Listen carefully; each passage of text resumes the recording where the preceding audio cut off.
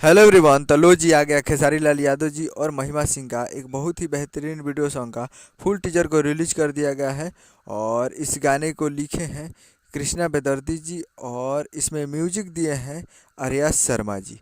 और इस गाने को गाए हैं खेसारी लाल यादव जी और करिश्मा कक्कर जी, जो कि आपको स्क्रीन के ऊपर दिखाई दे रहा है। जिस सॉन्ग का टाइटल रखेगा मुर्गा हौसली। और ये फुल टीजर आ चुका है फुल वीडियो सॉन्ग का। और वीडियो में है खेसारी लाल यादव जी और महिमा सिंह जी, फिट में है महिमा सिंह जी। तो ये फुल वीडियो सॉन्ग का फुल टीजर रिलीज हो चुका है और ये 2024 का पहला न्यू ईयर सॉन्ग है खेसारी लाल यादव जी का।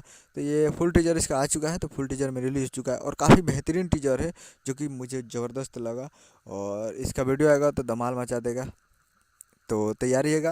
वीडियो सॉन्ग कमिंग सून है, अभी भी कमिंग सून है। कोई डेट अभी मेंशन नहीं किया गया था टीजर में, तो अभी कमिंग सून है। यानी ये कल वीडियो सॉन्ग को कल सुबह में रिलीज कर दिया जाएगा, शायद उम्मीद है।